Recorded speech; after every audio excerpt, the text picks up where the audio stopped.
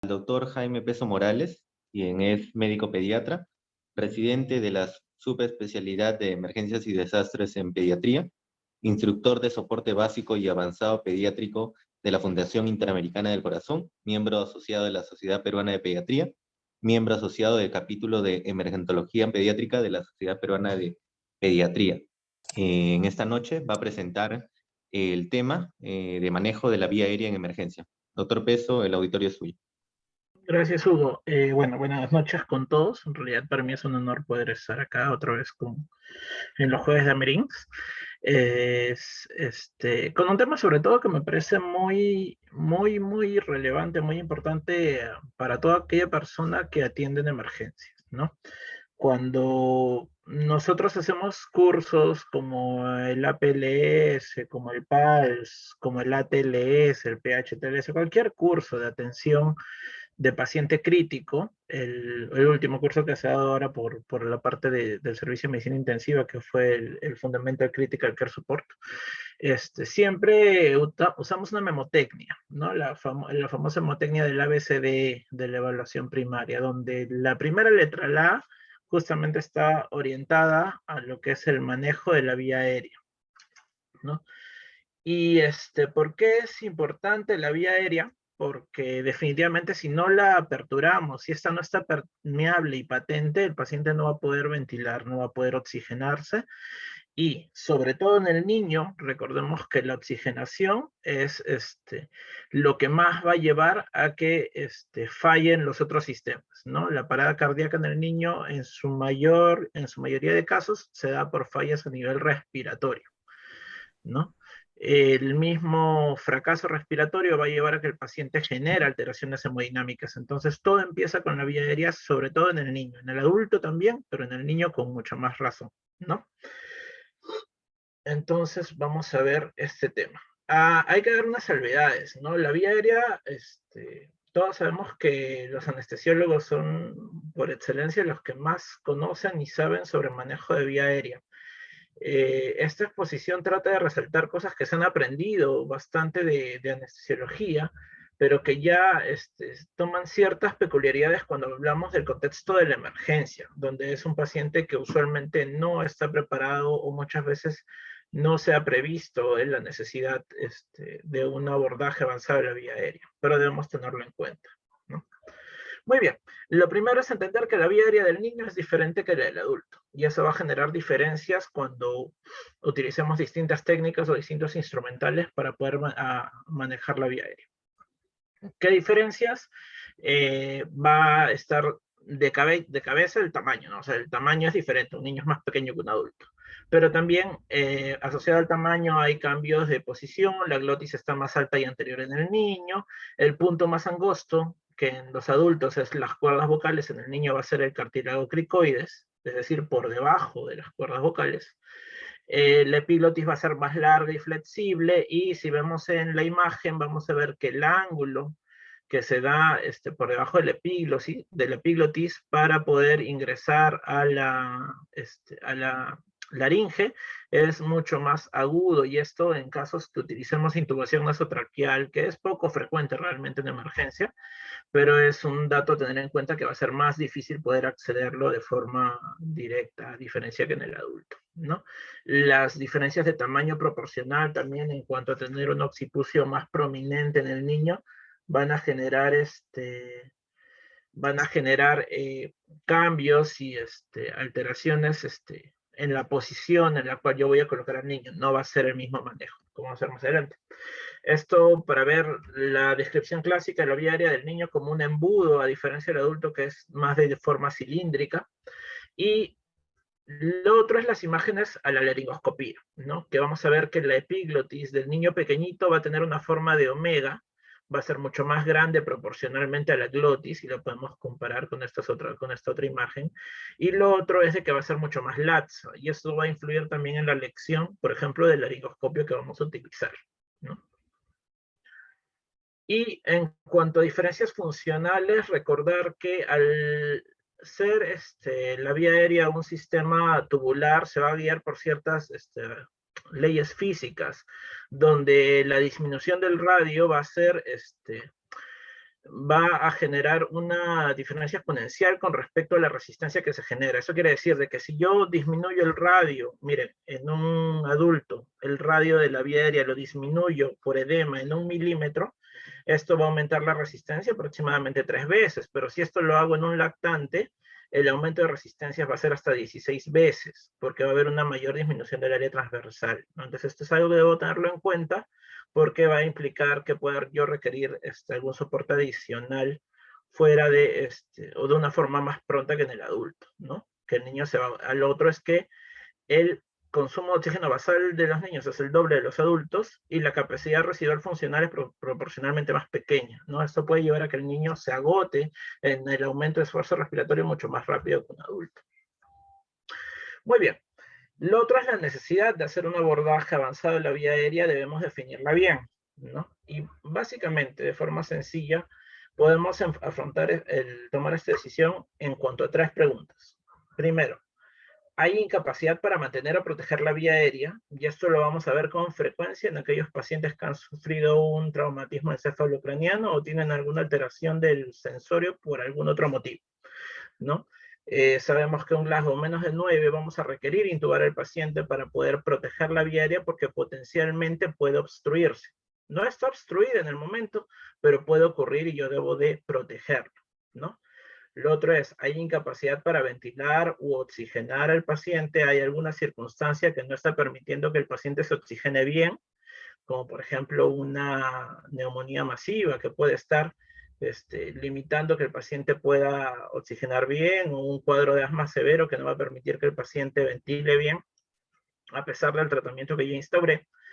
Y lo otro es, ¿cuál es el curso clínico anticipado del paciente? ¿No? Es decir, yo voy viendo a mi pequeño, lo estoy viendo que llega con dificultad respiratoria, voy a iniciar maniobras, evalúo, identifico un problema, actúo sobre ese problema y tengo que ir reevaluando y yo ya, y esto es gran parte de la pediatría, por eso si recuerdan la cadena de supervivencia pediátrica empieza con prevención e incluso la nueva cadena de supervivencia pediátrica que tiene componente intrahospitalario, el primer componente es el componente de vigilancia, debo de estar vigilando a mi paciente para eventualmente anticipar un curso clínico que va a ir en detrimento, ¿no? Que va a ir hacia el colapso y yo actuar de forma adecuada, de forma pronta, ¿no?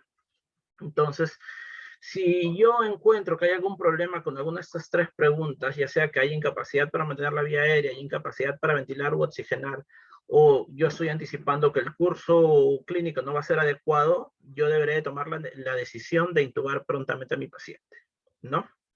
De esta última pregunta, ahorita se me viene un cuadro que justo tuvimos hace un par de meses de un paciente con Guillain-Barré que llegó y sí, se veía anticipar, ya el paciente empezaba a presentar, bueno, tenía una parálisis hasta hombros y ya empezaba a presentar cierto grado de disfagia, cierta cialorrea y ya este paciente se estaba anticipando de que iba a necesitar un manejo avanzado de vía aérea. Entonces, observemos y veremos a nuestros pacientes. Muy bien. Y para poder continuar hay que tener en claro ciertas definiciones, que son definiciones operacionales, pero que son importantes para poder entender lo que son los algoritmos, que los vamos a ver más adelante, ¿no? Estas definiciones que voy a presentar son tomadas de del Manual para Manejo de Vía Aérea de Emergencia, que es parte de un curso de Manejo de Vía Aérea de Emergencia de Estados Unidos, ¿no? Puede ser que en algunos casos algunas instituciones cambien sus definiciones y es por eso, como voy a mencionarlo más adelante, que es muy importante que cada institución establezca sus algoritmos institucionales para poder tomar decisiones de forma apropiada, ¿no? Entonces, primero, ¿qué es una vía aérea difícil? Por definición va a ser aquella que en la evaluación preintubación, es decir, antes de que yo decida o que yo agarre mi laringoscopio, yo estoy viendo que hay ciertos hallazgos que van a dificultar que yo pueda intubar a este paciente, ¿no? Que van a ser alteraciones tanto anatómicas como fisiológicas que pueden dificultar que yo pueda intubar a este paciente, ¿no? Estas alteraciones pueden dificultar tanto sea la laringoscopía, la propia intubación, la ventilación con bolsa máscara, el uso de dispositivos extraglóticos, ¿no? Y lo importante de evaluar y identificar una vía aérea difícil está en que yo debo de tomar una decisión sobre el mejor curso de acción, ¿no? Antes de que mi paciente llegue a la situación crítica, yo debo de decidir si tiene una vía aérea difícil, tal vez llamar al más experto, podría ser el anestesiólogo, o el utilizar algún dispositivo diferente para intubar, como podría ser un broncoscopio, un videolaringo, o hacer una intubación retrógrada, que ya son formas avanzadas de manejo de vía aérea, ¿no? Entonces, la identificación de la vía aérea difícil previa a la intubación es importante para poder tomar decisiones. ¿Cómo identifico una vía aérea difícil? En realidad, no es tan sencillo, va a partir de mucho de la experiencia que uno tenga. En adultos, esto es un esquema de adultos, ellos mencionan 4 memotecnias que ayudan a identificar no solo la dificultad para la laringoscopía, sino también la potencial dificultad para dar una ventilación bolsa-máscara, para utilizar un dispositivo extraglótico o incluso la dificultad para realizar una cricotirotomía, ¿no? Entonces, estas son memotecnias que van a ayudar a identificar qué aspectos tengo que evaluar, ¿no? En niños, todas estas memotecnias no están tan validadas. En realidad, la que tiene más, por ahí algo de estudios y más usa en la práctica va a ser esta primera, que es el Lemon, que lo vamos a ver un poquito más adelante. Cuando yo hablo de una laringoscopía difícil, voy a tener que utilizar una clasificación de lo que yo veo en la laringoscopía, ¿no? Y para eso tenemos la clasificación de Cormack, ¿no? Entonces, el Cormack 1 es cuando yo puedo ver todas las estructuras de la glotis de forma adecuada. La epiglotis, las cuerdas vocales, los aritenoides. En Cormack 2 voy a ver la epiglotis, voy a ver partecitas nomás de las cuerdas vocales, pero sí veo los aritenoides. En el grado 3 solo veo la epiglotis y en el grado 4 no veo ninguna estructura, ¿no? Grado 3, grado 4 de Cormack son los que se consideran vía laringoscopía difícil, ¿no? Grado 1, grado 2 en teoría deberían ser fácilmente intubables por alguien que está entrenado. Y esto es el Lemon, ¿no? El Lemon es una memotecnia que ayuda a identificar potencial vía aérea difícil, ¿no? Entonces, la L es de look externally, que es mirar externamente, ver al paciente. Recordemos, y creo que siempre lo menciono, que en pediatría y en pediatría de emergencia todo parte de observar al paciente, de ver al paciente, ver si es que hay alguna alteración física o alguna alteración funcional en ese momento, como podría ser sangrado, que se haya lesionado, si es un paciente víctima de trauma, si es gordito, cuello corto, si tiene alguna dismorfia. Todo esto va a influir en que yo vaya anticipando si ese paciente puede tener una vía aérea fácil o difícil. Depende mucho de la experiencia, sí. Definitivamente hay médicos que tienen mucha más experiencia y puede que algo para alguien que recién empieza sea difícil, pero para el otro no lo sea tanto, ¿no? Luego viene la parte de evaluación, de evaluar clínicamente la potencial, la anatomía. Y para esto tenemos la regla del 3-3-2, que lo vamos a ver después. La M, que va con que se refiere al score de Mallampati, la O, que se refiere a obstrucción u obesidad, y la N, que va de neck mobility o movilidad del cuello.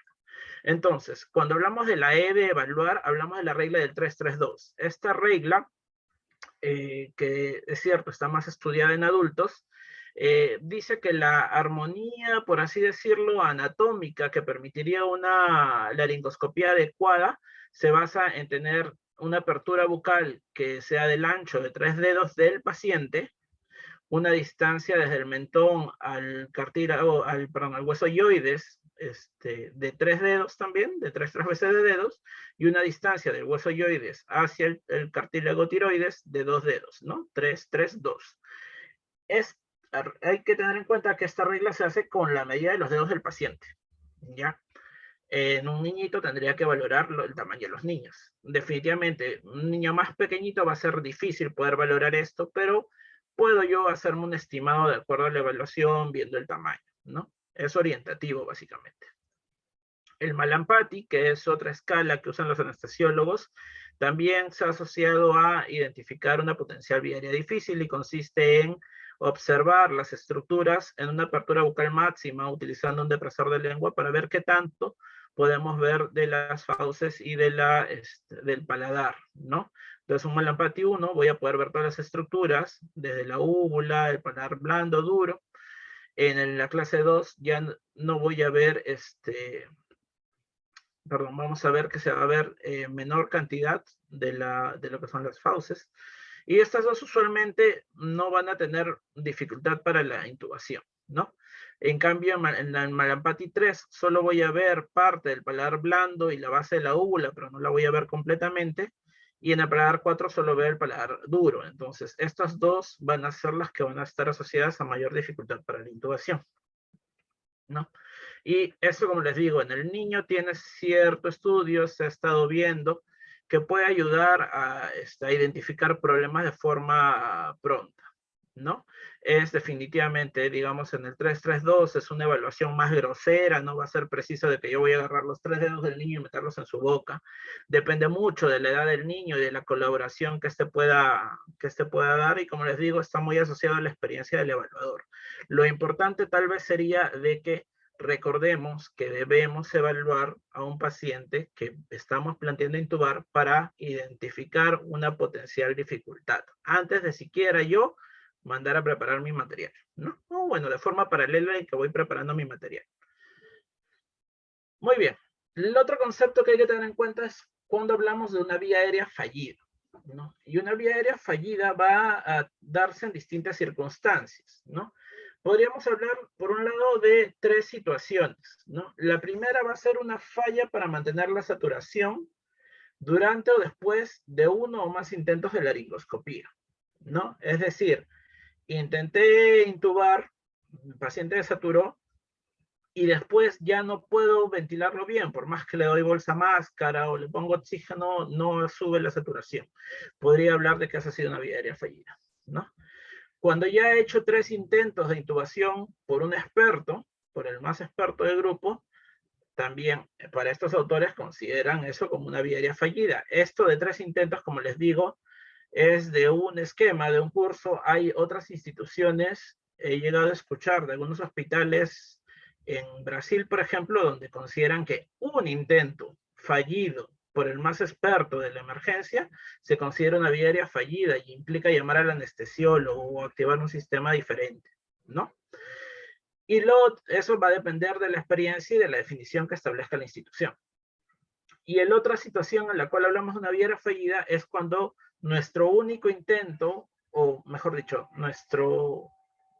en una situación donde yo estoy forzado a actuar, por ejemplo, tengo un paciente que está en paro y yo tengo que intubarlo, ¿no? Para poder optimizar el RCP. En ese solo voy a tener un intento, va a ser mi mejor intento, y en mi mejor intento de intubación no logro intubarlo y es una vía aérea fallida, ¿no? Con la mejor visualización que pueda obtener todo y es una vía aérea fallida, ¿no? Clínicamente la vía aérea fallida se puede manifestar de 2 formas. La primera, que va a ser la más crítica, va a ser el no se puede intubar, no se puede oxigenar, ¿no? Que en inglés, si por ahí revisan algo de literatura sobre vía aérea, van a hablar la palabra Kiko, o Kiko lo pronuncian en inglés, o Zico, y que en algunas traducciones lo ponen como Nino, ¿no? Que es can intubate, can oxygenate, o no puede intubar, no puede oxigenar, ¿no? Y esta situación es donde intenté intubar, pero no lo logré, y luego intento ventilar, ya sea con algún otro dispositivo, tipo bolsa máscara o un dispositivo extraglótico, y no lo consigo, ¿no? Esa es la situación más crítica, porque ahí vamos a tener que actuar de una forma diferente. Y la otra situación es donde no se puede intubar, pero puedo oxigenar al paciente. Es decir, no logré intubar al paciente, pero puedo darle oxígeno por ventilación bolsa máscara y el paciente sube su saturación, mejora su saturación. Y la ventaja de esta situación frente a la otra es que me va a dar un poco más de tiempo para yo tomar decisión en cuanto a qué opciones tengo, ¿no? Es decir, falló mi manejo de la vía aérea, pero puedo oxigenar al paciente ventilándolo, me dará el tiempo para llamar al anestesiólogo, ¿no? O llamar a otro colega, o activar va a depender de cómo tengamos organizada nuestra institución el manejo de la vía aérea, ¿no? Ahora, revisemos un poquito las técnicas y los instrumentos que se tienen para manejo de vía aérea en general, ¿no? Lo primero que tenemos que recordar es que lo más básico, y que es lo primero que debemos hacer cuando nos llega un paciente grave, es la posición, ¿no? Y la posición va a depender de acuerdo a la edad del paciente. Recordemos que el lactante va a tener un occipucio prominente y en ellos voy usualmente a necesitar el apoyo de una toalla, un rodetito debajo de los hombros para poder alinearlo. Mientras que en el niño más grande esto puede no ser necesario, ¿no? Y en el adulto a veces es necesario colocar un rodete, pero a nivel del occipucio, justamente para poder alinearlo. Un poco se menciona de que debería de formarse una línea recta desde el pabellón auricular que pase por adelante del hombro del paciente para yo decir que la posición es adecuada. En ese sentido, veamos de que en el adulto yo voy a hiperextender el cuello, pero en el lactante no. En el lactante voy a buscar una posición intermedia o de olfateo, ¿no? Igual que en el niño. Recordar que en ciertas circunstancias especiales, como puede ser un traumatismo, un paciente politraumatizado, yo no puedo utilizar estas maniobras de extensión del cuello por el riesgo de lesión cervical. En ese caso voy a utilizar lo que es la tracción mandibular, donde agarraré desde el ángulo mandibular y empujaré la mandíbula hacia adelante para aperturar la vía aérea. E incluso puedo usar una triple maniobra que implica fijar el cuello, traccionar la mandíbula y aperturar la boca para poder permitir un manejo adecuado de la vía aérea. Los dispositivos más básicos que tenemos para manejo de vía aérea van a ser las cánulas orofaringeas, ¿no? Los conocidos tubos de Mayo, aunque su nombre correcto es cánula orofaringea o cánula de Gödel. Estas van a venir en diferentes tamaños y van a ayudar a aliviar la obstrucción de la vía aérea superior, básicamente evitar que la lengua caiga. Pero debemos recordar que solo se usan en pacientes inconscientes. ¿Por qué? Porque puede estimular el reflejo de tos. Si mi paciente está consciente, va a llevarlo a toser e incluso llevarlo a vomitar, y eso va a complicar la situación con un riesgo de aspiración. ¿Cómo yo voy a valorar qué cánula orofaringea utilizar? Tendré que utilizar, puedo medirla desde la región del labio hacia el ángulo mandibular. Y eso me va a dar un estimado de cuánto de qué tamaño de cánula debo utilizar. Otro dispositivo son las cánulas nasofaringeas. Las cánulas nasofaringeas, a diferencia de los tubos de Mayo o de cánulas de Gödel, que son rígidos, las cánulas nasofaringeas van a ser flexibles, van a ser suaves. Se van a insertar por las fosas nasales y van a ayudar a liberar la vía aérea hasta la hipofaringe, ¿no? Alivia la obstrucción producida por tejidos blandos de las fosas nasales hasta la glotis, ¿no? Y la ventaja de estas es que sí se podrían utilizar en pacientes conscientes o ligeramente sedados. Debe de haber un cierto entrenamiento porque la forma, cómo se coloca en cada fosa nasal varía, más que nada por la estructura de la cánula. Tiene un borde biselado y para evitar daños se coloca de una forma diferente en cada narina. Pero es en realidad bastante fácil de colocarlo. Es básicamente cuestión de entrenamiento. Hay diferentes tamaños y en el caso de las cánulas nasofaringeas lo que yo tengo que hacer es medir desde la nariz hacia el trago y eso me va a dar el estimado del tamaño de cánula que yo voy a utilizar. El otro mecanismo para poder manejar la vía aérea es definitivamente la ventilación bolsa-máscara, ¿no? Y es muy importante, y sobre todo los pacientes de pediatría, que se entrenen en el uso de la ventilación bolsa-máscara, porque va a ser el mecanismo con el cual yo voy a poder ventilar y oxigenar a un paciente que se encuentre en apnea, ¿no? A diferencia de los otros que solo me liberan la vía aérea y los podría usar en un paciente que está respirando por sí solo, pero inconsciente o parcialmente consciente, dependiendo de cuál dispositivo use. En este caso, yo sí voy a poder utilizar la ventilación bolsa máscara en un paciente que se encuentre en apnea, ¿no? Lo importante, recordemos siempre que el objetivo va a ser que el niño oxigene, ¿no? El objetivo principal va a ser que el niño oxigene. La elección del tamaño de la mascarilla va a depender también del tamaño del paciente. Recordar que se debe cubrir el puente de la nariz y el mentón sin aplastar los ojos. Debo de generar cierta presión suficiente para expandir el tórax y debo recordar siempre cuando ventilo con bolsa máscara de permitir la exhalación. A veces he visto que se desesperan por bolsear y bolsean, pero no permiten que el tórax retorna a su posición y pueda exhalar el paciente y el paciente termina más bien generando distensión gástrica y generando también hiperinsuflación, ¿no? no debemos de hiperventilar al paciente, y esto está dentro de los criterios de RCP de alta calidad, ¿no? La ventilación con bolsa máscara requiere de un dispositivo. Hay distintos tipos de bolsas de reanimación. Básicamente en emergencia lo que nosotros utilizamos son las bolsas autoinflables, que son aquellas que donde yo genero una presión y luego cuando lo suelto retornan a su posición normal. El otro dispositivo son las distintas bolsas de anestesia, circuitos de anestesia, que requieren de un flujo de aire constante para poder inflarse, ¿no?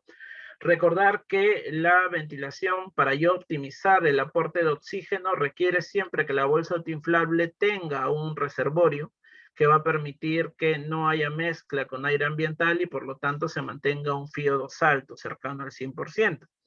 Si es que yo no tengo el reservorio, va a haber mezcla y mi FiO2 va a ser más bajo, ¿no? Alrededor de 50, 60%. Es difícil de calcularlo precisamente porque depende de varios factores, ¿no?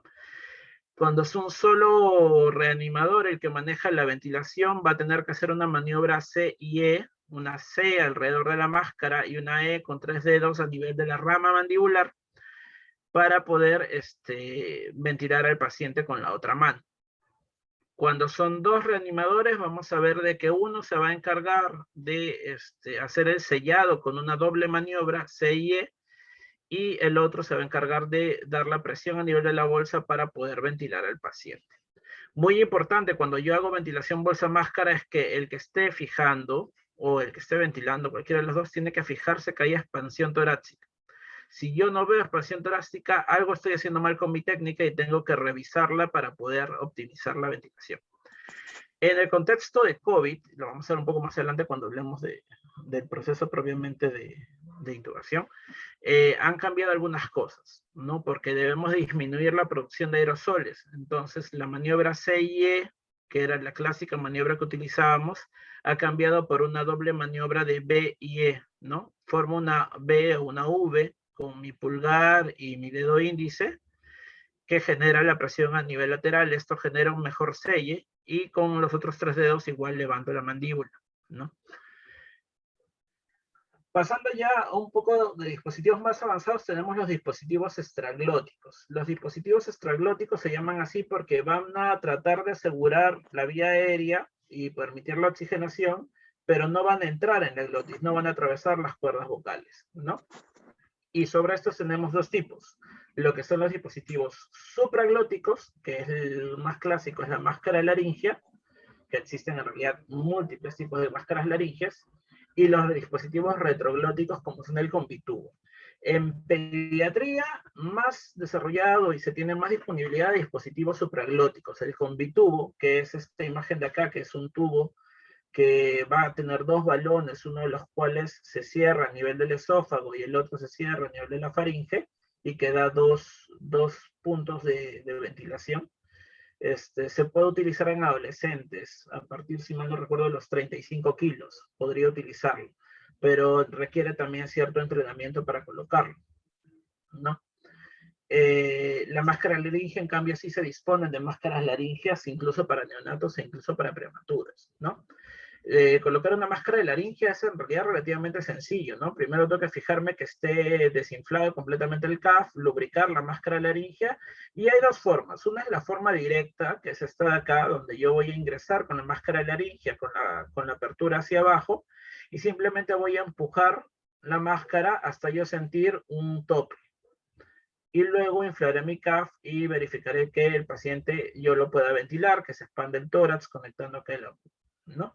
La otra forma que se puede utilizar en niños es esta, que es la forma reversa, ¿no?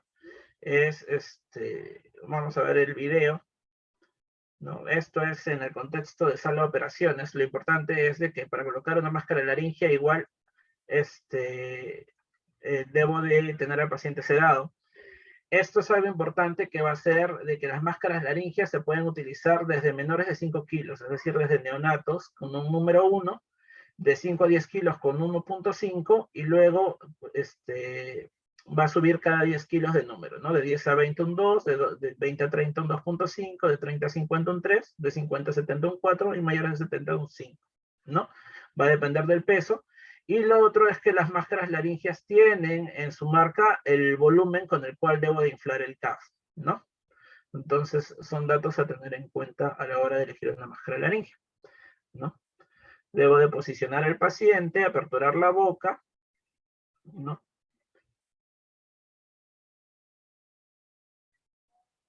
En este caso, utiliza la saliva del propio paciente para lubricar y hace una inserción con giro. Va a insertar con la cavidad de la máscara laringe hacia arriba. Se va a insertar hasta que se sienta un primer tope.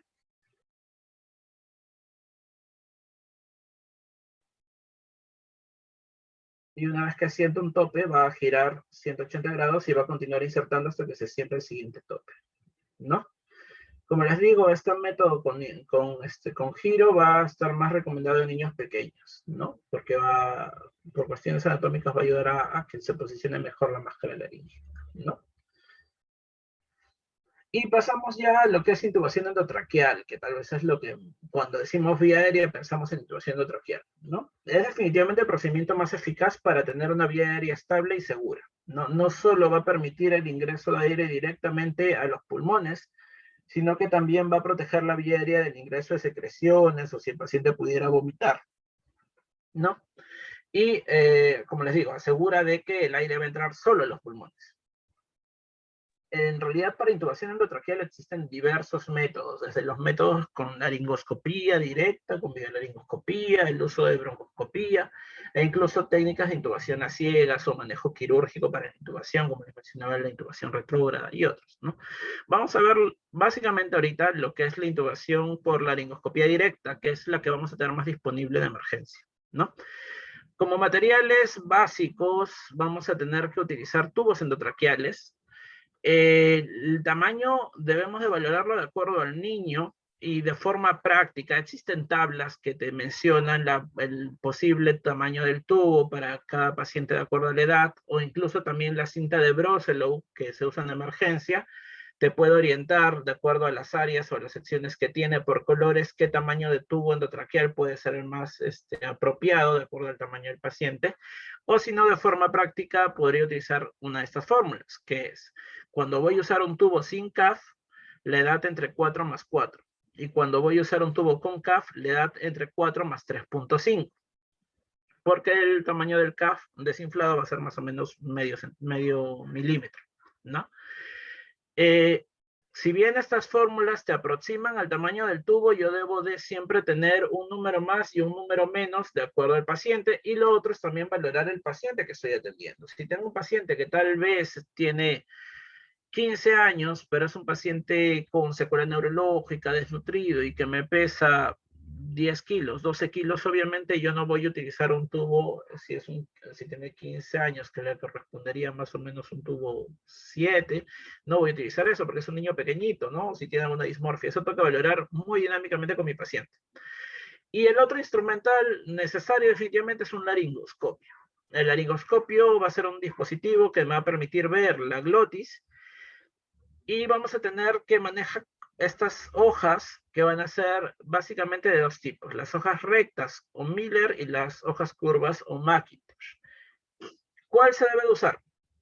Va a depender de la edad de mi paciente y de mi experiencia. En términos generales se recomienda que en menor de 2 años yo utilice una hoja recta. ¿Por qué?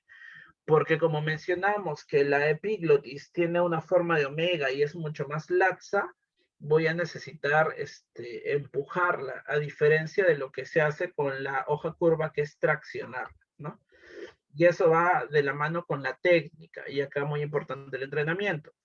En la hoja curva, yo voy a colocar la punta a nivel de la vallécula, es decir, por encima de la epiglotis, y voy a traccionar haciendo que la epiglotis se levante por tracción, ¿no? Mientras que con la hoja recta yo tengo que ir hasta pasando la epiglotis y levantar la epiglotis con la hoja, ¿no? Por estas razones que es más recomendado en niños pequeños utilizar hoja recta. Igual requiere de entrenamiento. En algunos casos hemos intubado niños pequeños con hoja curva, sí. Y así como hay casos en los que incluso adultos los intuban con hoja recta, va a depender mucho también la experiencia de cada instructor. Pero como recomendación general es que a menor de 2 años utilicemos hoja recta y mayor de 2 años hoja curva. El tamaño también, existen tablas que orientan a los distintos tamaños por edad, pero una forma práctica va a ser también el medir de forma externa la llegada desde los labios hacia el ángulo mandibular para estimar aproximadamente el tamaño de la curva a utilizar, de la hoja a utilizar. Luego hay que tener en cuenta de que intubar a un paciente no es un procedimiento que se haga de forma aleatoria, tiene todo un proceso y existen secuencias o mecanismos de intubación que varían dependiendo de las circunstancias. Y en emergencia, uno de los más utilizados es la secuencia rápida de intubación. ¿Por qué? Porque este es un procedimiento que está pensado para aquellos casos donde no sé si el paciente está en ayuno o no. Y como no sé que el paciente esté en ayuno, yo debería de disminuir el riesgo de que pueda vomitar y de que se pueda broncoaspirar, ¿no? Entonces, lo que voy a hacer es tratar de rápidamente inducir sedación y parálisis para poder intubar al paciente rápidamente y poder ventilarlo sin la necesidad previa de utilizar una ventilación bolsa máscara. Esto es el ideal. Que pueda haber alguna circunstancia que me obligue a utilizar ventilación bolsa máscara antes de intubarlo, sí puede haberla, va a depender de la situación propia del paciente. La secuencia rápida de intubación la manejamos con 7 P's, que son preparación, preoxigenación, preintubación, parálisis e inducción, posicionamiento, la colocación con su prueba de colocación y el manejo post-intubación, ¿no? Bueno, las P son por las siglas en inglés. Preparación va de la mano de tener todo listo. Yo no debería intentar intubar a un paciente. Vamos a ver en un ratito lo que son los algoritmos de vía aérea, pero si yo voy a hacer una secuencia rápida de intubación, necesariamente tengo todo preparado a la mano, ¿no? ¿Cómo acordarme que tengo que tener preparado? Lo que es esta mamotecnia SWAPME, que es succión o de oxígeno, A de equipo de vía aérea, P de farmacología, del inglés pharmacology, y M de equipo de monitoreo. Es decir, yo tengo que tener mi succión disponible, oxígeno disponible, todo mi equipo de manejo de vía aérea, que acá podemos ver, que incluye las mascarillas, la bolsa de ventilación, cánulas orofaringeas, nasofaringeas, los tubos endotraqueales que voy a usar, la necesidad de estiletes o guías, el laringoscopio. Por ahí, bueno, acá mencionan las forceps de McGill, que es para extracción de cuerpos extraños de ser necesaria, y algunos equipos en caso de vía aérea difícil o incluso en caso de vía aérea quirúrgica, ¿no? Pero aparte de esta preparación, que es la preparación inmediata para el procedimiento, que se da unos 10 minutos antes del procedimiento, en el contexto de COVID ya debemos de ir pensando en una preparación más remota, ¿no? En el sentido de que yo debo de tener un ambiente adecuado para intubar al paciente, donde tenga un sistema de presión negativa e idealmente una antesala donde pueda preparar el material antes de entrar en contacto con el paciente, que es potencialmente contagiante. Recordamos que la intubación traqueal es un procedimiento productor de aerosoles. Entonces, ese paciente va a esparcir, si está infectado, va a esparcir virus. Bueno, esta es nuestra salita de aislados en emergencia, que lo usamos cuando tenemos sospechosos de COVID para intubar, porque tenemos esta posibilidad de generar esta división y acá una pequeña antesala. No tiene las medidas ideales, puede todavía faltar un poco en lo que es el sistema de presión negativa, pero por lo menos mejora un poco nuestra seguridad, sobre todo para el personal, ¿no? Bueno, acá hay unas recomendaciones en cuanto a lo que son recambios de aire para disminuir el riesgo de contagio de COVID, ¿no? Lo importante, como les digo, es de tal vez ver la posibilidad de generar ambientes adecuados en emergencia, donde yo pueda manejar vía aérea, sobre todo en el contexto de un paciente que sospechó una infección potencialmente contagiante, ¿no? Lo otro es la preparación del equipo, ¿no? Y en la preparación del equipo, muy importante tener todo a la mano. Puede utilizarse distintos mecanismos tipo cartillas gráficas que indiquen todos los materiales que van a ser necesarios para la intubación, para que pueda yo tener todo preparado, ¿no? Tener esto pegado en mi coche de paro o en la pared y acordarme de que debo de tener todo esto antes de intentar la intubación, puede ayudar a que las cosas estén listas y a la mano, ¿no? Bueno, en contexto de COVID, sí, lo ideal es que el material sea desechable en la medida de lo posible y como vamos a ver más adelante, va a ser muy importante tener planes alternativos, ¿no? Y uso de algunos otros mecanismos como las listas de chequeo. Y lo otro va a ser la preparación del personal, que por un lado está en la cuestión de capacitación, Lo otro es que actualmente en contexto de COVID debemos limitar la cantidad de personal en la emergencia y el uso de equipos de protección personal, ¿no? Que debe ser supervisado y debe de ser de forma adecuada de acuerdo al riesgo o al grado de sospecha que tengamos. Una herramienta que esperamos en algún momento podamos implementar en la emergencia es lo de las simulaciones in situ, ¿no? Que es el simular los procesos en el lugar donde ocurre para poder identificar potenciales fallas, aparte de que se practican ciertas herramientas como son la comunicación en circuito cerrado, que es un sistema de comunicación de doble vía para que el personal, el equipo que atiende pueda transmitir la información de forma precisa y se verifique que ésta se ha entendido de forma adecuada. Debo de tener, actualmente se recomienda disminuir la cantidad de gente y en la sala solo deberían haber 3 personas para el momento de la intubación, mientras que afuera tener a un auxiliar e incluso a mi equipo de rescate, ¿no? Es decir, puedo tener 2 médicos y mi enfermera dentro de la sala, pero afuera tengo probablemente a otro médico que esté dispuesto a entrar para ayudar de ser necesario, ¿no? Muy bien, eso es en cuanto a preparación. En cuanto a preoxigenación, hay que tener en cuenta que una vez que el paciente entre en apnea, va a caer su saturación de oxígeno. En un adulto normal, vamos a ver de que esta saturación cae alrededor de los 10 minutos, ¿no? Entre los 8 y 9 minutos empieza a caer, y a los 10 minutos ya cae la saturación por debajo de 60. En el niño esto se va a dar antes, se va a dar a los 3 minutos que empieza a caer y para allá a los 4 o 5 minutos ya tenemos la saturación por debajo de 60. Es por eso de que se recomienda que se dé una preoxigenación al paciente con oxígeno al 100% por 3 minutos, que la intención es barrer el nitrógeno que hay en el espacio muerto y en la vía aérea del paciente y permitir de que este periodo de oxigenación que se va a dar durante la apnea dure un poco más y me dé más tiempo para poder realizar las maniobras de ventilación, de intubación. Hay un concepto que es la oxigenación apneica, en la cual, si bien mi paciente está en apnea, yo le continúo aportando oxígeno, que podría ser por una cánula nasal de alto flujo, para poder mantener esa vía aérea llena de oxígeno y que pueda mantenerse esta saturación de oxígeno por más tiempo, ¿no?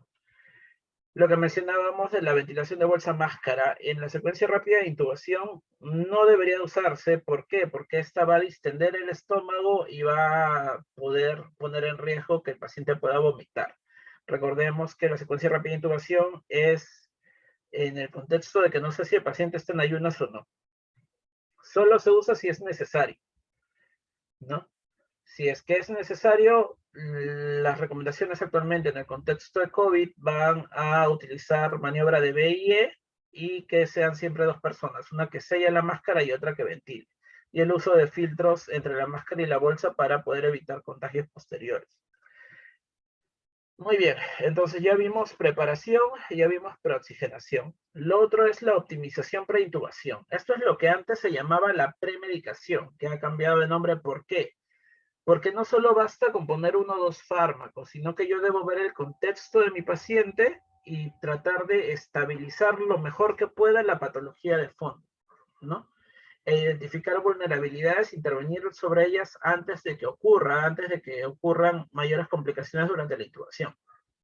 Es decir, si yo tengo un paciente que está chocado, le tendré que administrar volumen o incluso iniciar el uso de vasopresores antes de intubarlo para que esté en las mejores condiciones, ¿no? Si es que, digamos, detecto que tiene un neumotórax, le colocaré un drenaje, una neumotórax de tensión, le colocaré un drenaje rápidamente, ¿no? Antes de intubarlo a nivel de segundo espacio intercostal, línea medio clavicular, o si es que no es atención y tengo la posibilidad de colocarlo un dren torácico, se lo colocaré antes de intubarlo, en la medida de lo posible, ¿no? Va a valorar contexto paciente, ¿no? Probablemente en un lactantito, en un niño pequeño, yo no puedo colocar un drenaje tórax antes de intubar al paciente, pero tal vez en un adolescente más grande sí se podría hacer, ¿no? Con cierto grado de sedación, ¿no? O el uso de ventilación no invasiva, o el uso de cánula de alto flujo, que me va a permitir mejorar la oxigenación en aquellos pacientes que tienen un compromiso pulmonar importante, o el uso ya de medicación, lo que era propiamente la premedicación, para mejorar ciertas condiciones. Por ejemplo, se recomienda que en casos de hipertensión endocraniana o de crisis hipertensiva, se podría utilizar el fentanilo como premedicación para tratar de disminuir el tono simpático, ¿no? Y bajar un poco la presión intracraniana o la presión arterial. Luego de la optimización, yo voy a pasar a lo que es mi parálisis e inducción. Acá voy a poner rápidamente un agente inductor y un bloqueante neuromuscular. El agente inductor tiene que ser un agente inductor de acción rápida. Existen en realidad varios medicamentos, tomidato, ketamina, midazolam, tiopental, propofol, que yo voy a poder utilizar para poder inducir el apnea en este paciente. ¿Cuál voy a usar? Va a depender otra vez del contexto de mi paciente, ¿no? Por ejemplo, si yo tengo un paciente con un cuadro de hipertensión endocraniana producto de un TEC, lo ideal sería utilizar un medicamento que tenga cierto efecto para disminuir la presión intracraniana o cierto efecto neuroprotector, como podría ser el etomidato, el tiopental o el propofol, ¿no? Si no dispongo de ellos, mi alternativa podría ser ketamina, que si bien antes se consideraba que subía la presión intracraniana, actualmente ya se ha visto que no es significativo en realidad el aumento de presión intracraniana y podría utilizarse como alternativa, ¿no? Sobre todo en aquellos pacientes con hipertensión intracraniana y que tienen alteración del estado hemodinámico, porque recordemos que tiopental y propofol van a disminuir la presión, ¿no? Ahora, digamos, situaciones especiales como el shock séptico, ya se ha establecido que el etomidato no es recomendado en shock séptico por su efecto como supresor del eje suprarrenal, ¿no? Entonces no debería utilizar. Aparte de mi agente sedante, utilizaré un paralizante, ¿no? Que puede ser un bloqueador neuromuscular despolarizante o los no despolarizantes. ¿Cuál usar? Va a depender mucho de mi experiencia y de mi disponibilidad de recursos, ¿no? Algunos recomiendan la succinilcolina de elección por ser de acción corta y de duración corta también. Pero a veces no disponemos, digamos, en la emergencia nosotros más utilizamos becuronio, ¿no? Que tiene un inicio de acción en 2 a 4 minutos y su duración es intermedia, prolongada, ¿no? Esto hay que tener en cuenta sobre todo el inicio de acción para yo poder tomar decisiones, ¿no? Porque, claro, yo coloco el medicamento y tendré que esperar estos 2 a 4 minutos a que haga efecto antes de intentar mis maniobras, ¿no? Medicamentos adyuvantes que pueden ir en la premedicación están atropina, que en realidad está recomendada básicamente en niños pequeñitos menores de 1 año para disminuir el riesgo de bradicardia refleja. Y lo otro es que podría utilizarse si tengo un paciente que tiene abundantes secreciones, también podría utilizarlo como un mecanismo para disminuir las secreciones. O la lidocaína, que también se ha visto que tiene un efecto neuroprotector hasta cierto punto, que podría utilizarse en cuadros de hipertensión endocraniana, o también como para evitar lo que es el laringoespasmo, incluso el broncoespasmo puede utilizarse. Incluso se puede utilizar de forma tópica a nivel de la glotis para poder disminuir el laringoespasmo reflejo, ¿no? Una vez que yo he sedado y paralizado a un paciente, lo posicionaré de forma adecuada y podría realizar ciertas maniobras como la maniobra de Selig, que es la presión del cartílago tiroides para tratar de obstruir el esófago, pero esta no se recomienda de rutina, ¿no? Solo si es que es necesario y si es que estoy acostumbrado a la maniobra, ¿no?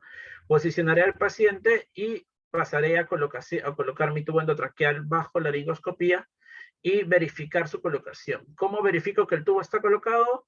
Voy a utilizar métodos clínicos, la presencia de vapor en el tubo, el auscultar el pasaje del murmullo vesicular, pero en realidad dentro de los métodos que tienen más especificidad para ver que está bien colocado el tubo va a ser la detección de CO2, ¿no? Que puede ser con métodos colorimétricos, como estos detectores que se conectan al tubo, y si se detecta CO2, yo estoy en vía aérea. Si tengo disponible un capnógrafo, podría conectarlo a un capnógrafo bien y detectar la presencia de la curva de CO2. Si es que no hay curva de CO2, eso significa que estoy en esófago, ¿no? Debo recordar que el tubo se coloca a cierta profundidad. Existen diferentes fórmulas para estimar la profundidad del tubo. Yo voy a, la que utilizamos normalmente es la de tubo por 3, el diámetro del tubo por 3, para determinar un aproximado de a qué altura debería estar colocado el tubo. Esto lo tengo que contrastar con mi evaluación clínica y también, como veremos después, con mi radiografía de tórax que debo solicitar para verificar la posición adecuada del tubo. Luego de que intubado al paciente, debo asegurar ese tubo endotraqueal, iniciar la ventilación mecánica de acuerdo a las necesidades de mi paciente, solicitar una radiografía de tórax y no olvidar que debo colocarle sedación y analgesia a este paciente, ¿no? Porque si se despierta, se irrita, se puede retirar el tubo, no solo generando la necesidad de una reintubación, sino con el riesgo de que pueda dañar su vía aérea. Muy bien.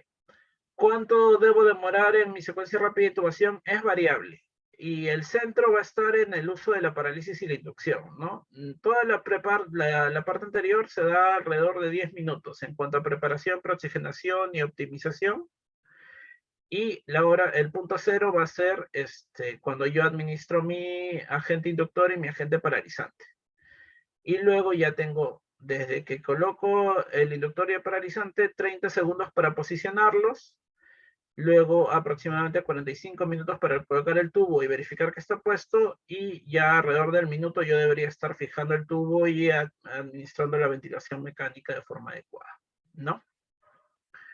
Si es que es necesaria la sedación y la parálisis de ser necesaria de forma continua, ¿no? Estos son referenciales, es más de adultos, pero hay que tenerlo en cuenta de que esto debe ser rápido, ¿no? Y que el punto cero siempre va a ser la parálisis y la inducción. Ahora, ¿qué pasa si es que no puedo hacer la laringoscopia directa? Hay otros dispositivos, no vamos a andar mucho en esto, pero bueno, actualmente se están dando los videolaringoscopios que van a permitir una mejor visualización de la glotis. Igual requieren un entrenamiento especial para saber manipularlos y requieren dispositivo, que a veces es lo difícil, que actualmente por lo menos en emergencia no contamos todavía, ¿no? El uso de broncoscopio es una técnica también que puede utilizarse para intubar. Esto se hace más en sala de operaciones, aunque en algunas emergencias de adultos, no sé si en el país, pero en otros países sí se usa en emergencia el broncoscopio para intubar, ¿no? Otros dispositivos, otros recursos que tenemos son las cánulas de intubación flexibles, que es esta cánula azulita, que es el famoso boogie, que es como una guía flexible de borde de punta roma, que yo voy a colocar inicialmente bajo la laringoscopía directa. ¿Cuál es la ventaja que me da el boogie? Es que al tener esta punta, que si bien es flexible, tiene cierta rigidez y tiene esta punta curvada. Cuando yo tengo un paciente donde no tengo una visualización adecuada, estamos hablando de un Cormac 3, yo puedo ya, viendo tal vez solo la epiglotis, utilizar el boogie para entrar por detrás y acceder a la vía aérea, y luego utilizar esto como guía para poder colocar el tubo endotraqueal, ¿no? Y otros dispositivos, digamos, hay máscaras laringias. Esta es la máscara laringia Fast Track, donde yo coloco la máscara laringia y luego esta me sirve como guía para poder colocar el tubo endotraqueal, ¿no? Son dispositivos que existen, algunos están disponibles en nuestro país. La cuestión es entrenamiento y conseguirlos para poder utilizarlos. Va a depender de cada institución. Y aunque es una situación crítica y que en niños es muy poco frecuente, se debe estar atento a la posibilidad de una vía aérea quirúrgica de emergencia, ¿no? En adultos es de emergencia la cricotirotomía, que puede ser con quirúrgica o percutánea, ¿no? Pero en niños pequeños, menores de 10 años, lo que se valora es la posibilidad de una cricotirotomía con aguja. Esta es una aguja especial, ya con el adaptador adecuado para poder hacer la punción a nivel de la membrana cricotiroidea. De por sí, mientras más pequeño sea el niño, más difícil ubicar la membrana, pero básicamente es colocar la cánula y luego administrar la ventilación, ya sea con bolsa máscara o ventilación jet, ¿no? Recordemos que en este momento, en emergencia, el objetivo es oxigenar al niño, ¿no? Y esto me va a dar tiempo para oxigenarlo hasta que establezco otra vía aérea más permanente, ¿no? Y bueno, hasta acá alguna pregunta para pasar a lo que son algoritmos, porque ahora voy a mencionar un poco los temas que ya hablamos y la idea es que esté claro. No sé si habrá alguna pregunta hasta este punto.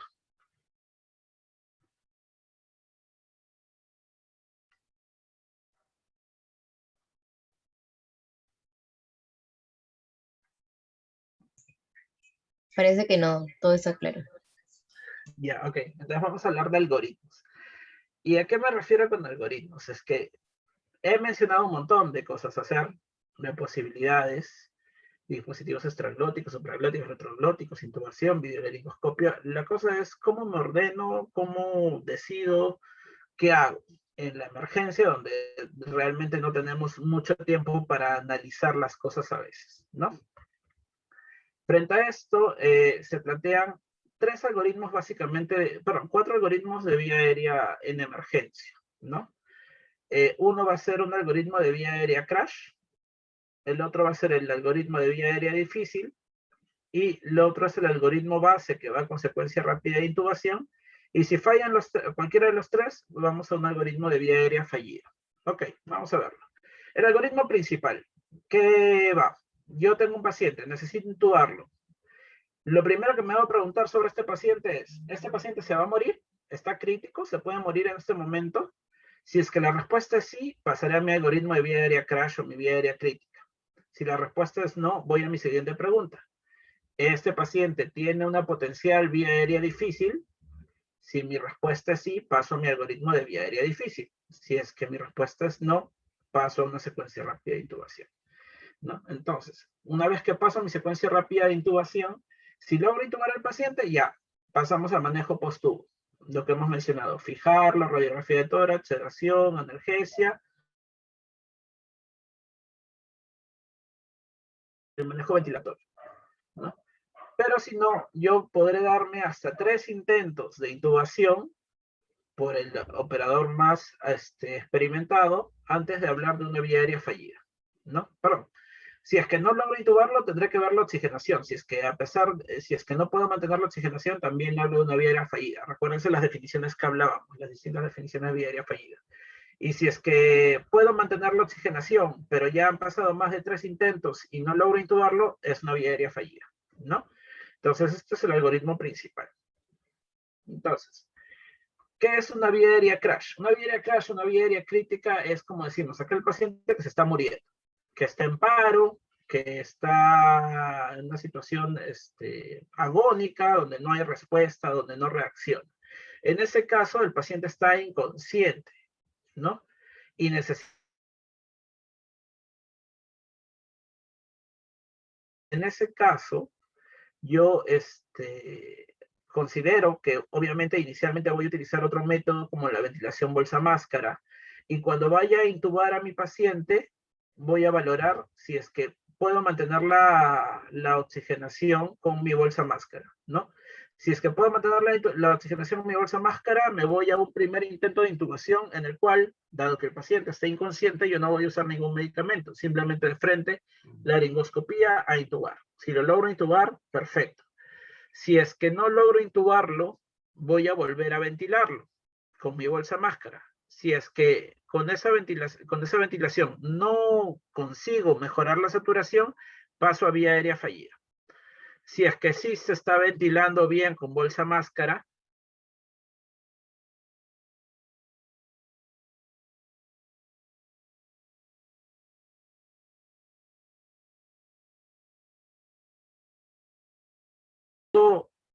intubarlo, pasamos a manejo post-tubo. Si es que no consigo intubarlo, pero lo puedo oxigenar, podré seguir intentando unas 3 veces.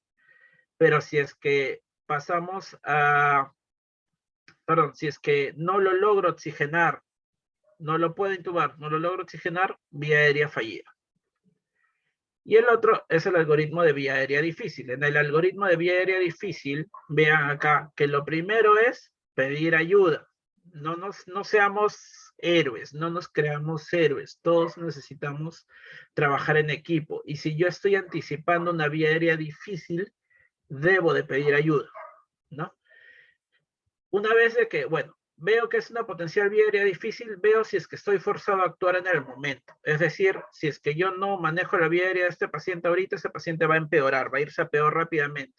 Si es que estoy forzado a actuar, voy a hacer una secuencia rápida de intubación y va a ser mi único intento. Si es que lo logro intubar, genial, manejo post-tubo. Y si es que no lo logro intubar, vía aérea fallida de frente. No, acá no hay 3 intentos porque es mi situación forzado a actuar. Si es que no estoy forzado a actuar, voy a verificar si lo puedo oxigenar al paciente con ventilación bolsa máscara. Si es que puedo oxigenarlo, voy a evaluar si es que puedo utilizar un dispositivo extraglótico, si es que hay riesgo de que ese paciente pueda fallar a un dispositivo extraglótico. Si es que yo creo que sí puedo utilizar un dispositivo extraglótico, evaluaré para ver si es que puedo intubarlo, ya depende de mi experiencia. Si es que yo digo, no, yo sí creo que lo puedo intubar, entonces haré una secuencia rápida de intubación con un plan B al costado. Es decir, voy a intentar intubar al paciente, pero si es que falla, voy a tener mi plan B listo al costado, sea mi máscara laringea, sea mi combitubo, lo que yo vea necesario, ¿no?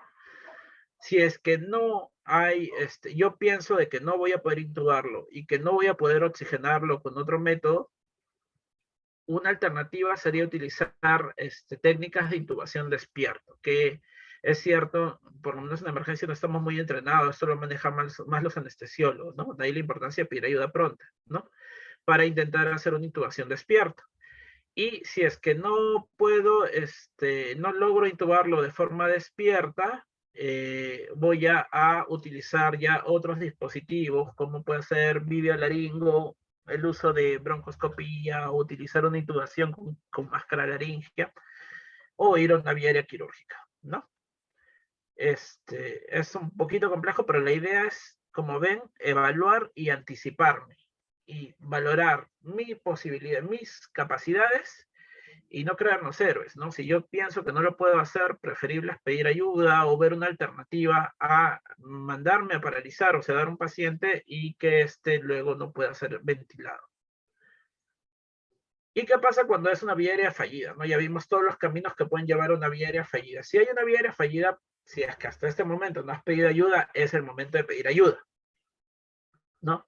Si hay falla para mantener la oxigenación, es decir, es una vía fallida y no puedo oxigenarlo, estoy frente a una situación no puedo intubar, no puedo oxigenar, entonces voy a ir a una cricotirotomía de emergencia, ¿no? Que en el niño sería una cricotirotomía con aguja. Puedo intentar, en lo que voy preparando las cosas, usar un dispositivo extraglótico, pero es un intentar si es que lo tengo a la mano, es decir, no debería de demorar yo la cricotirotomía por tratar de buscar un dispositivo extraglótico, ¿no? Si es que puedo mantener oxigenado al paciente, lo ideal es irme ya a un dispositivo avanzado, tipo videolaringo o broncoscopía, o ya planificar una cricotirotomía, tal vez en sala de operaciones, o una traqueostomía en sala de operaciones si es que la tengo disponible, ¿no? Y con esto valorar colocar el tubo endotraqueal, ¿no? Si es que lo logro, ya es manejo post-tubo, y si es que no lo logro, debo de ya pensar en alternativas más agresivas, ¿no? Como sería la traqueostomía de emergencia, que es una situación mucho más crítica y esperemos nunca tengamos que abordarla, ¿no?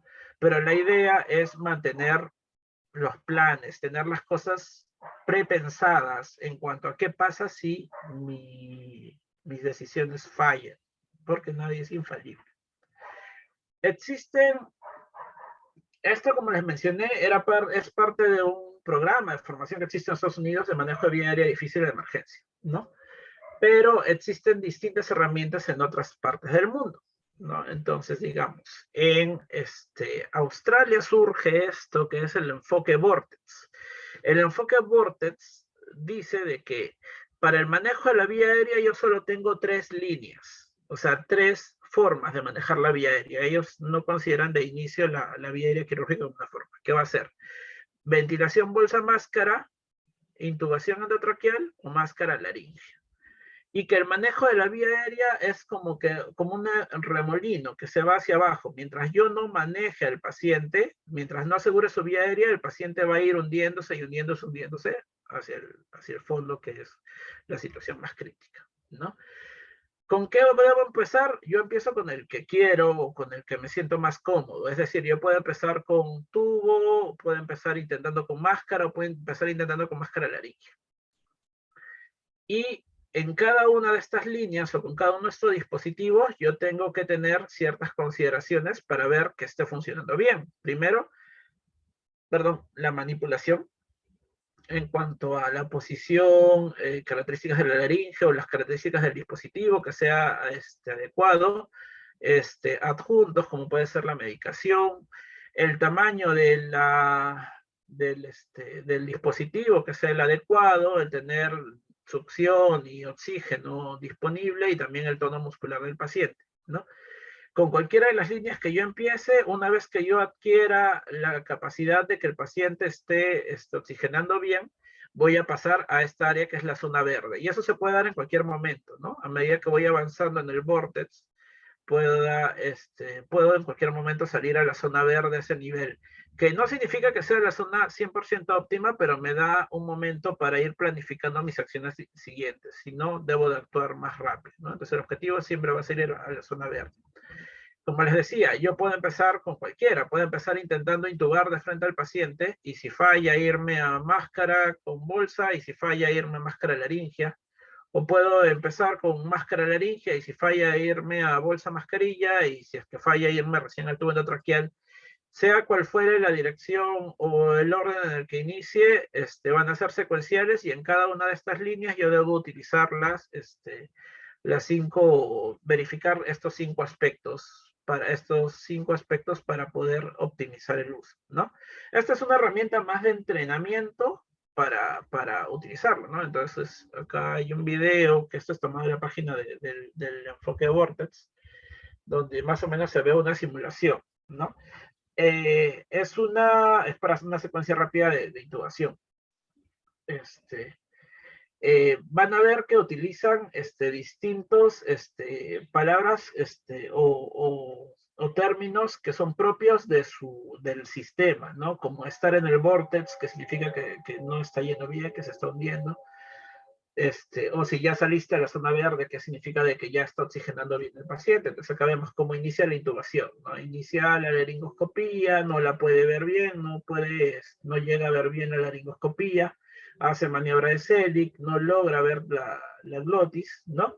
Estoy atrapado en el vórtex, significa de que esto ya no está funcionando bien. Acá vemos que están utilizando maniobras de optimización, como maniobra de Selig, en este caso, para la intubación. Y vean que va bajando la saturación, ¿no? Va bajando la saturación, entonces es cambiar a otra vía aérea, otra línea de vida, ¿no? O otro dispositivo, en este caso la ventilación bolsa-máscara, ¿no? En este caso, el sistema tiene ciertos dispositivos de ayuda, a la memoria, porque tiene cierto orden de comandos que, como les digo, sirven para entrenamiento básicamente, ¿no? Y acá va de cuestiones de ayuda, ¿no? El uso de medicamentos, relajantes musculares, o el uso de, como van a ver, acá está con la segunda línea de vida, que va a ser la ventilación bolsa-máscara, y acá ya determinaron un estado NINO, ¿no? No puede intubar, no puede oxigenar, y empiezan a utilizar dispositivos de apoyo, ¿no? Este programa incluso propone un modelo de coche de paro donde está cada nivel del coche de paro, justamente cada uno de los niveles del vórtex, ¿no? Acá optimizan utilizando una cánula de Gödel para ver si es que, y cambia la forma de sellado de la máscara para ver si es que pueden ventilarlo mejor, ¿no? Otra vez, esta terminología de en el vórtex para indicar de que no están funcionando las maniobras, y se pasa a una siguiente, colocan una cánula nasal, ya se está pidiendo apoyo para poder a una alternativa que va a ser la vía aérea quirúrgica de no funcionar el siguiente manejo, y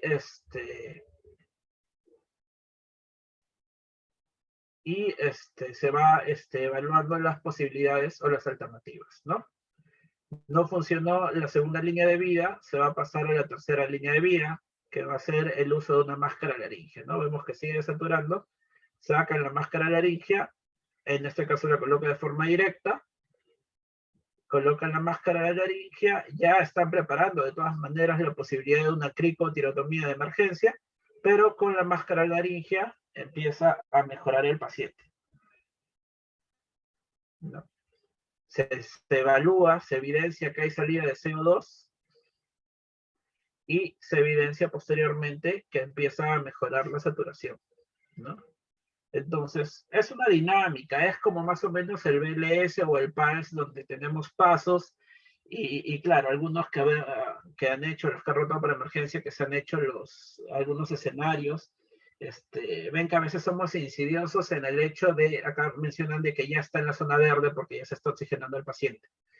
El hecho de tener los pasos y de mencionar paso por paso va al punto de no olvidarse algo, ¿no? De evitar que se pase algo, ¿no? Y cuando ya está en la zona verde hay ciertas medidas que se deben de tener en cuenta. Y una vez en la zona verde es donde ya se puede pensar o tal vez planificar la forma de pasar a un dispositivo más avanzado, ¿no? Como en este caso se coloca una máscara laringia y habrá que planificar el paso a un tubo endotraqueal, ¿no? Es un sistema. Y la otra cosa que podría ayudar en esto es el uso de un checklist, ¿no? Esto es de una guía también que se planteó por los anestesiólogos en el contexto de COVID. Y el detalle del checklist es justamente no olvidarse los puntos críticos que van desde la preparación, ¿no? Entonces, desde la preparación del personal, de colocarse adecuadamente el EPP y de ver que se estén revisando todos los protocolos, ¿no? La posición del equipo, todo esto fuera de la sala de intubación, ¿no? El tener todos los materiales, las bolsas de ventilación, los catéteres, las vías de Guedel, el equipo de succión, el videolaringoscopio, todo lo que vayamos a utilizar, los medicamentos, tener todos los medicamentos listos, y luego verificar los planes que se tienen, ¿no? Entonces, y verbalizarlo, ¿no? El plan A, secuencia rápida de intubación. Plan B es ventilación con 2 personas, ventilación bolsa máscara con 2 personas. Y mi plan C, que sería un dispositivo supraglótico, ¿no? Y mi plan D, que va a ser una intubación, una cricotirotomía de emergencia, ¿no? Verificar esto antes de entrar a la sala e intubar al paciente, ya en la sala verificar, evaluar la vía aérea, colocar los monitores, ver el acceso venoso, optimizarla, preoxigenarla, y luego iniciar el manejo propiamente de la vía aérea, ¿no? Y esto lo hace un personal alterno, un personal que esté asistiendo para poder verificar. Y todos estos checklists no tienen la idea tanto de ser como que, por así decirlo, un mecanismo de control, sino es un mecanismo de memoria, ¿no? Porque el personal que está haciendo el checklist puede preguntar si es que por ahí el médico o el que está encargado de hacer el procedimiento se olvidó de algo, ¿no? Por ahí se pregunta, ¿no? ¿Qué medicamentos se van a usar? ¿No? Se tienen todos los medicamentos y se pregunta qué medicamentos se van a usar. Por ahí dice, no, voy a usar ketamina y no tenía la ketamina preparada. Entonces esto ayuda a identificar que tengo todas las cosas listas y que estoy haciendo todo lo que tengo que hacer, ¿no? De que no me olvido, digamos, de inflar el CAF antes, esto es en COVID recomendado, de que yo debo de inflar el CAF antes de ventilar al paciente, el CAF del tubo, ¿no? O de que haya verificado la capnografía, ¿no? Y bueno, otras alternativas, y también incluso acá el checklist al retirar el EPP, ¿no? Y bueno, eso es lo que les quería comentar. En realidad es algo que tal vez deberíamos de manejarlo más, estructurarlo más. Nuestra misma emergencia todavía no ha definido bien algoritmos. Si bien ahora estamos haciendo una mejor preoptimización del paciente para la intubación y el elegir medicamentos más acordes al estado clínico del paciente, falta definir nuestros planes alternos. Recordar siempre que el objetivo es oxigenar al paciente. Mi objetivo cuando manejo vía aérea es que el paciente pueda oxigenar. Mi primer objetivo. Por eso no desesperarme. Si estoy con una ventilación bolsa máscara y con una cánula orofaringia ventilando bien a mi paciente, no desesperarme por intubarlo a la mala si es que no lo puedo hacer, ¿no? Prepararé, pediré ayuda, vendrá el más experto, vendrá el anestesiólogo, quien sea, pero mantendré la oxigenación de mi paciente. Tratar de evaluar al paciente. En emergencia, ya hemos visto los algoritmos, puede darse una situación en la que no puede evaluar al paciente y tenga que actuar de inmediato, pero en la medida de lo posible evaluar al paciente y anticiparme una vía aérea difícil, ¿no? Prepararme para una potencial vía aérea difícil. Incluso si mi evaluación inicial parece que todo está bien y que va a ser una vía aérea de fácil acceso, podría haber una vía aérea difícil inesperada, entonces tengo que estar preparado. Tener los planes, tener un plan A, un plan B, un plan C, un plan D, de cómo voy a manejar la vía aérea si es que falla uno tras otro, ¿no? Y lo que parte es esto, es entrenamiento y preparación, ¿no? Entrenamiento de utilizar los dispositivos y preparación para cualquier situación de emergencia. Y espero que haya quedado las cosas claras. Igual estamos atentos a cualquier pregunta.